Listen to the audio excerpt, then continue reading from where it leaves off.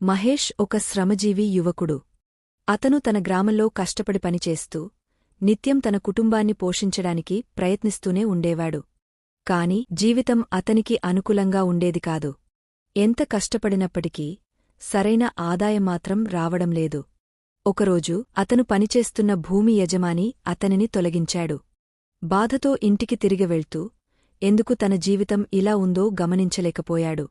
మార్గమధ్యంలో అతను ఓ వృద్ధుడిని చూశాడు. ఆ వృద్ధుడు వేప చెట్టు క్రింద ప్రశాంతంగా కూర్చుని చిరునవ్వుతో ఉన్నాడు.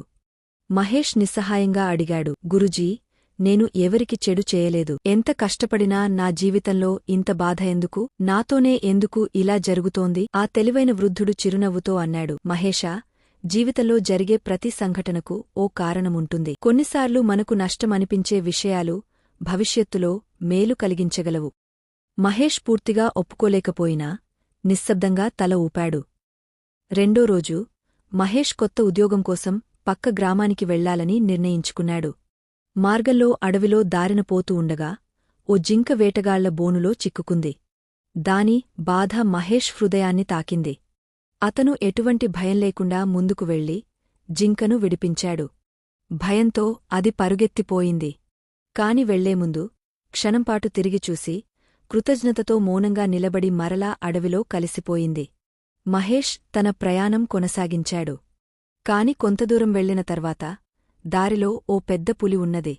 అది దాక్కుని అతనిపై దాడి చేయడానికి సిద్ధంగా ఉంది. మహేష్ భయంతో నిలిచిపోయాడు. సరిగా అప్పుడే అదే జింక పక్కనుంచి బయటకు దూకి పులి ముందు పరుగెత్తింది. దాన్ని చూసిన పులి మహేష్ను వదిలేసి జింకను వెంబడించింది. మహేష్ ఊపిరి పీల్చుకున్నాడు.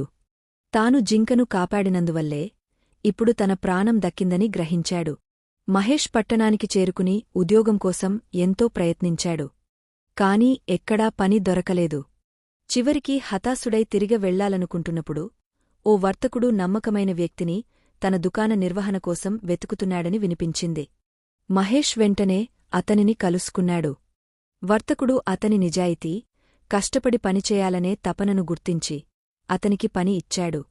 కొన్ని రోజుల తరువాత మహేష్ తన నిబద్ధతతో వర్తకుడి విశ్వాసాన్ని గెలుచుకున్నాడు. చివరకు అతనిని పూర్తిగా వ్యాపార నిర్వహణ బాధ్యతలకే నియమించాడు. ఒకరోజు మహేష్ తన ఊరికి వచ్చి తన తల్లిదండ్రులకు బహుమతులు ఇచ్చాడు. అక్కడ వృద్ధుడిని మళ్లీ కలుసుకున్నాడు. సంతోషంగా నమస్కరిస్తూ అన్నాడు, గురుజీ, మీరు చెప్పిన మాట నిజమే. నేను ఆ రోజు ఉద్యోగం కోల్పోవడం వల్లనే ఆ జింకను కాపాడగలిగాను. అదే జింక నా ప్రాణాన్ని రక్షించింది. జీవితంలో జరిగే ప్రతి సంఘటనకు నిజంగా ఓ కారణముంది. ఆ వృద్ధుడు చిరునవ్వుతో అన్నాడు, బిడ్డా, మనం ఎదుర్కొనే కష్టాలు మనం ఊహించని విధంగా మేలు కలిగించగలవు.